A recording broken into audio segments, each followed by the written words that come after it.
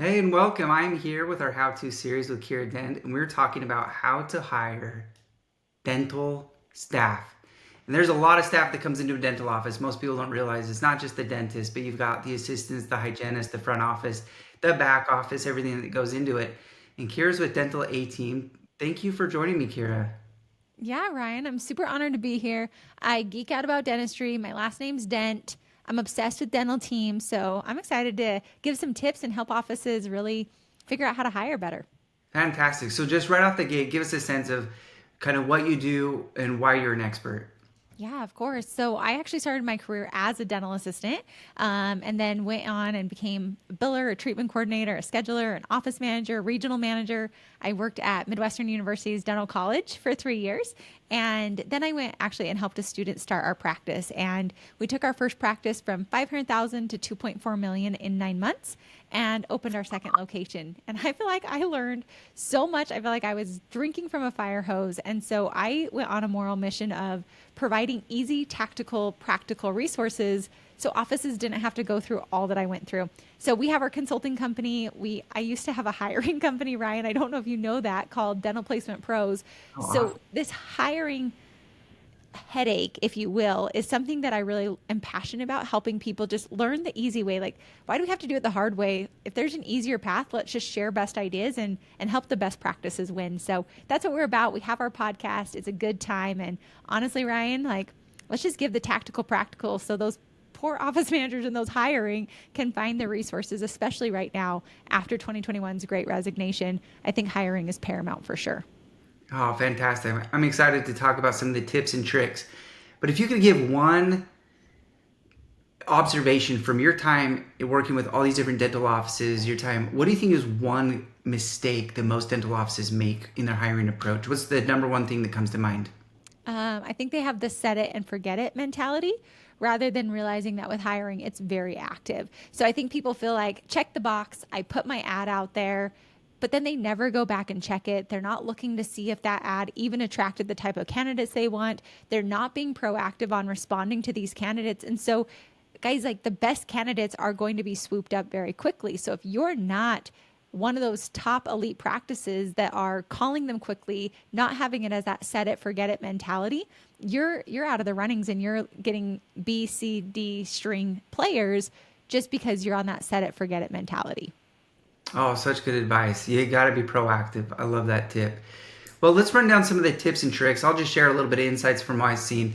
At Viva HR, we have access. We're an applicant tracking system, so we see all the different job postings that are happening. Give me a sense on, from your standpoint, the volume of hiring for a family practice dental office. The volume of hiring that I'm seeing is like, it depends on your culture, honestly, is kind of what I'm coming down to. Because if you've got a culture where people are going to stay there and they're going to be sticky with you, they're actually going, you're not going to be as in big of a hiring. However, usually good cultures grow practices. So I feel like every single practice is usually hiring at least 1 to 5 positions every single year. It's not uncommon. And I also feel right now we have a different society out there. We have people that are switching jobs, they're switching careers, they're switching locations. It's more of a transient society. So to be hiring 1, 2, 3, 4, 5, 6, 7 positions, depending upon the size of your practice, is not uncommon because I think we're just seeing more and more transitions. So I feel like I'm seeing a lot more people hiring, a lot more people aren't staying with jobs for long term like they used to be. I think that that's kind of some older mentality. I know I, as an employer, feel terrible when I'm like, oh, great, my longest person's been with me for 5 years. But my newest people, I've got like 4 of them that are within 6 months. That I think is becoming a new norm, Ryan, which is why I'm obsessed with what you guys do because trying to hire, trying to put those ads out there all the time is very costly for the general practice. And we're just posting so many more ads and trying to attract so many more candidates that it's becoming, I feel, something that you got to do like every week, every month. That's becoming part of the job description, in my opinion. So it's not just when the pain is there, then we start hiring. It's we got to be proactive about it, right? I think that's the kind of the point you're getting to is company culture is everything, but it's also about always creating that bench to be getting the, and attracting the right talent. And I think a lot of times we get caught off guard when our top 2, 3 employees, one of them happens to leave. We take that a little bit personally, and it's because we don't have a backup ready to go. And that's kind of one of the things I want to talk about is what is the appropriate way to build a bench? Have you kind of thought of it that way? Do you coach your Mhm. clients to do that? And how do you build an appropriate bench? Yeah. I always say your practices should always be looking to bring in and attract the best talent, no matter if you have an opening or if you don't. So you've got to be building that bench because, like we said, it is time when people are shifting their jobs. And if you don't have people in backup and in reserve, I have a whole list of consultants sitting there ready to go when I need consultants. And we're starting to build this with our reputation. So I think one of the best ways to build that bench are when you interview, you usually only have one spot available.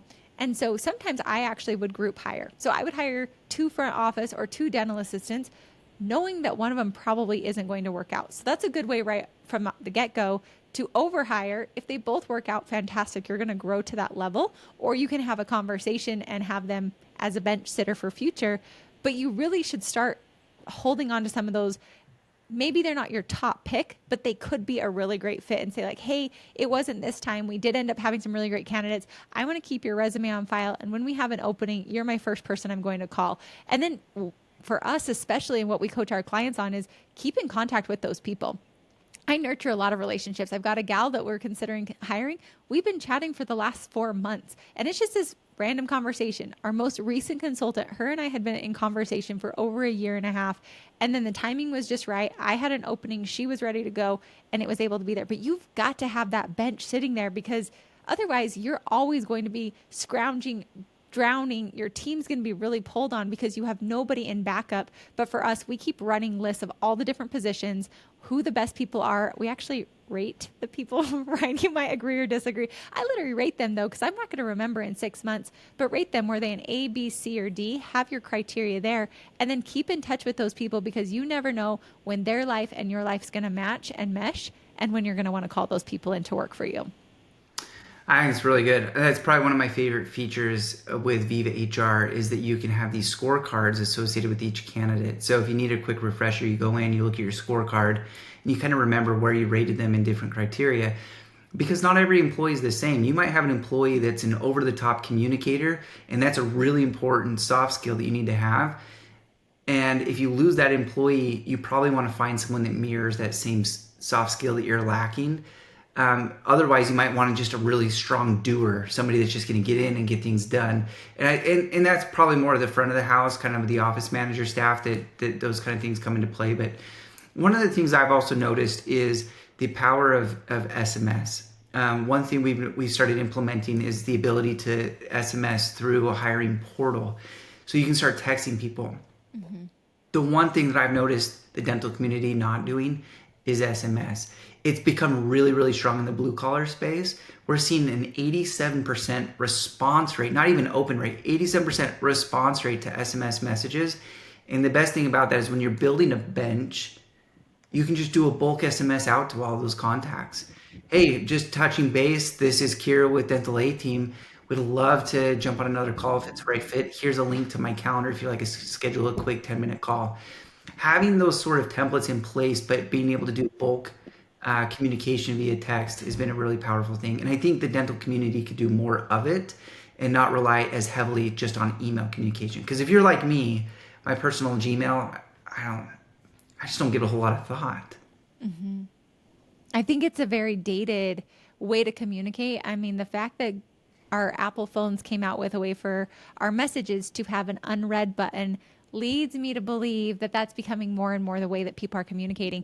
But I love the idea of within Viva HR, and we love this. Like, we have all of our candidates in there. We use you guys, and we're obsessed with it because we rate all the candidates in there. We have them in there. The SMS, I agree. Like, people are way more likely to start texting. And I think in dentistry, if you're a practice who's still phone calling, you're getting very dated. Patients are texting. I understand that there are older populations that maybe aren't that way, but for candidates in hiring, that is the way that most people are communicating. And even think about our older population. A lot of them have grandkids. They are texting. So I think it's a really, really, really powerful way. And I agree. I think dentistry is oftentimes a little bit behind the times. So if your practice can be more current, more up with the times, you're going to get more tech savvy people, people that can come in and just understand softwares because they're so used to it, as opposed to having a lesser generation that isn't as familiar with that. So I think I had no idea that 87% does that. And you're right. Don't ever be afraid to reach out to past candidates because you don't know what their life is. I've had people poached from our company, and I'm like, dang you, but I'm not being that scrappy, guys. Like, I could be doing a similar thing to another company. Not that I'm trying to poach, but you're keeping that bench warm. And who knows, you might have been one person's top pick. You didn't choose them, but you just reaching back out, they might just come right to you because you're who they ultimately wanted to work with. It just wasn't the right timing. It's perfect. Building the bench is critical. So let's talk about a couple of practical things specifically about building the job posting. I'll just share a couple of observations that I've had in the dental community. And a lot of times we get fixated on job titles.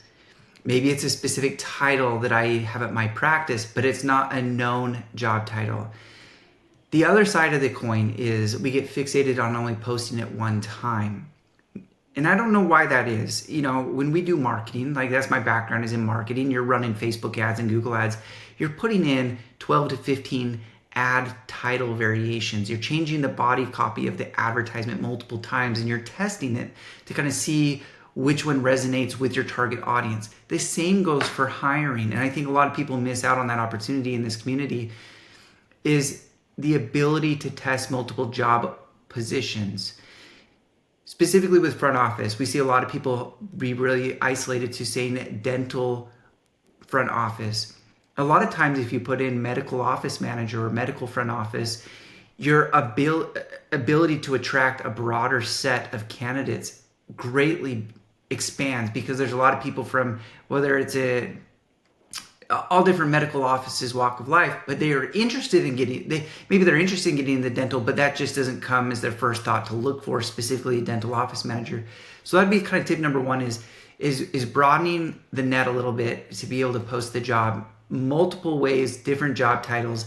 And with that, I'm going to put a big asterisk mark. Don't just copy and paste and then be done with it because it'll look like duplication. You're not going to get that original content.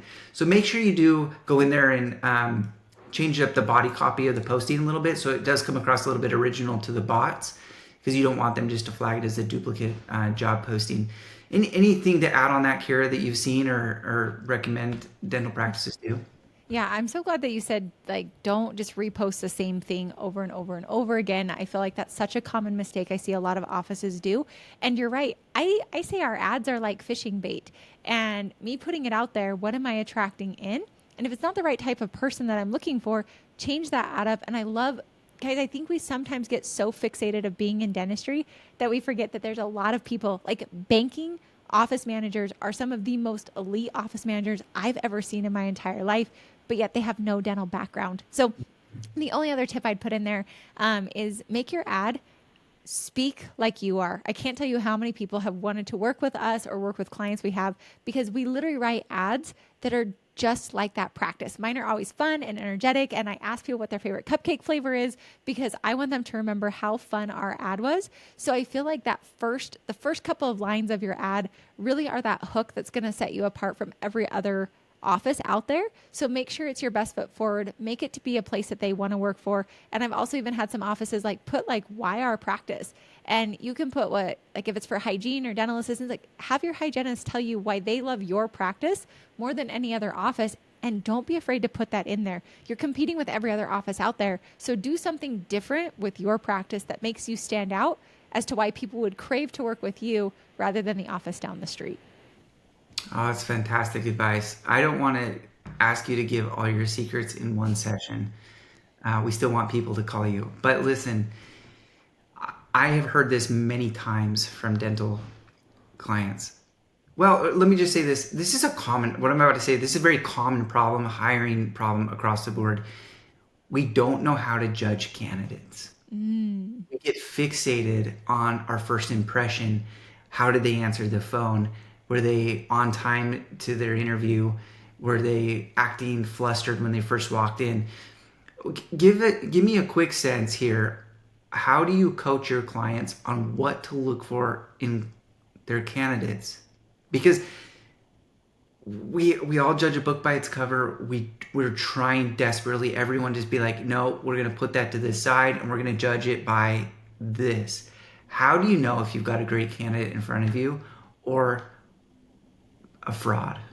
Someone that Mm. it looks like a good candidate, but 2 weeks in, you're like, I made a bad decision. Well, I got some of the best advice on this, Ryan. And I talked to some people about this. I actually go and ask people. I've done a lot of personality testing, things like that. And they said nobody makes good hires. Like we're all just doing our best. But I do think that there are some tips. For me, I'm a very empathetic person. If I meet you, I'm probably going to like you. So I need to use tools to filter before I fall in love with a person. So for me, Culture Index is one of my top resources that I love to recommend because you can filter them, have them look to see if they're the personality profile type you're looking for beforehand, before you even get to interviewing that person. So I think that can be a good tool. You can also use DISC. Those are my two favorites because I think they're a little more unbiased and can help me figure it out. But also, before I even interview, and what I coach our clients to do is don't just talk to anybody. Like, make a true little avatar of who you're looking for, what you want them to be. And then I loved someone else gave this really good thing. She said, we're not looking to be the perfect fit for someone. Like, we want them to be the perfect fit for us. So sometimes I'll be like, but like, I really like him and he could almost kind of work. Why am I settling? It's probably going to be a dud of a hire in the future. So why don't I just cut that black and white at the beginning? So have an avatar. If you're an empathetic person like I am, use some tools to screen that. But then also, I like to throw in questions that aren't just your standard rogue questions. So if I'm having somebody who's coming in for scheduling, I'm not just going to ask them how they feel a schedule. I'm going to say, okay, our schedule is empty, call, and have them actually do the job on the spot. When I have a marketer come in, I say, all right, this is what we're going to market, whiteboard it out with me. On the spot, I don't prepare them, I don't send it to them, I'm not asking them. But I really think if you can throw people off like their kilter and ask, like for me, if I was interviewing for scheduling, I'd be like, all right, like I'm going to run your recall list and I'm going to pick up the phone and I'm going to start calling and I'm going to fill your schedule for you. So I think some of those things, especially in dentistry, working interviews, I would not dismiss that, but also watch them. Take those 5-10 minutes to actually sit there, listen, make sure they really do know how to do the job. So those would be some of my tips. Ryan, I'm sure you see a lot more. You see a lot more candidates, but those are some of the things that I've coached our offices on and things we've done ourselves as well. Oh, I love it. Working interviews. That's a great idea. Just jump right in. Pick up the phone, call somebody, call an old patient, get them rescheduled. I love it. One advice that I got really early on was never hire somebody that hasn't done it well before. Mm-hmm. And so if you're in a growing practice and you're trying to really get somebody in the door that's going to be an expert, chances are they've been doing it really well prior. So validate that. Call. Make sure you lean on those references. The references they put in there are not just for great, like here's a couple phone numbers and we don't do anything with them. No, you got to call and you have to actually have a script ready on how to ask and pull out that information to validate if they're going to be an expert. If they've got a reference on there, chances are A, they're related to them, B, they're a good friend of them, or they want something out of them, right? Like there's no Yeah. reason you're going to put a reference on there that's going to say something bad. So you have to be prepared to pull in not just yes no answers, but really get dynamic conversation about what you can expect the performance of that individual. So Ryan, that I want to say one thing on that. That's totally. This is Kiera going wild, guys. A lot of the things I do are very rogue and unconventional. The way we consult is very unconventional. Um, I know they're going to give me great references. So I've actually gone totally rogue. I look on their LinkedIn and I actually call past practices. I will just, I don't want your best friend who's going to tell me that you're awesome. I actually want the practice. And by doing this, Ryan, I actually had someone where I just randomly called an office and they said they didn't tell me why, but they said they wouldn't hire that person. I know I dodged a bullet by just being a little unconventional yeah. because guys, if it's out there and it's on their LinkedIn, they're saying, I don't call the practice they're working for right now. I call past ones and I just ask them about their experience because I feel then I also get very unfiltered advice. Like I get those people really off. They're not expecting a call from me at all. So again, highly unconventional, but that is also one way that I have found some really good hires and some maybe not as great hires I've been able to avoid. I mean, the cost of a bad hire, like, let's be honest with you, isn't it worth that one phone call? Like, you could Amen. avoid that expense. Wouldn't that be worth just picking up the phone and doing that? I like that. That's a really good tip. The other thing that I like to do I love your idea of persona and identifying like who it is you want to hire, really making a job scorecard. and identifying the true KPIs, those quantitative marks that you're going to measure this candidate against. And then you're specifically spelling out step for step for step what it takes to be good at that KPI. And those become now your parameters for your interview questions. So really identifying if they can answer this, and this really, really well, chances are they're going to be able to perform that KPI metric that's important to me to be good at the job. So we're just kind of walking backwards in that regard. So Well, and anyway, Ryan, on that, I also think it's important to have those same standardized questions that I'm asking every person.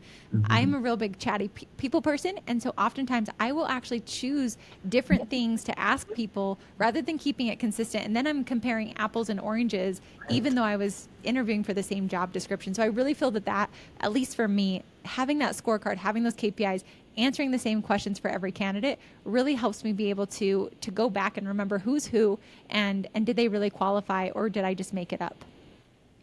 I love it. This is awesome discussion. That's it from me. I want to keep it short and sweet, and I think there's a lot of great nuggets in there. Kira, is there anything else we can add to the conversation? I just think honestly, guys, hiring, either love it or hate it, and I think find a way to love it because this is part of your future. It's not just going to be, oh, when we lose someone, like this is part of our reality of now. So find a way to really love it, fall in love with it, find ways, and then commit that you're going to make the best decision now. And if it doesn't turn out as well, you're going to learn from it and make it better next time. So, Ryan, I just appreciate the opportunity. It's been fun. I love to geek out on it. I love to share tips. And I just am obsessed with Viva HR. So, super honored to be here. So, thank you. Awesome. There you have it. Kira Dent, Dental A Team. Find a way to love it. The words of wisdom right there. Because hiring is not fun. But if we learn to love it, we can make it a little bit more enjoyable and do a good job. Thank you so much for coming. Thank you.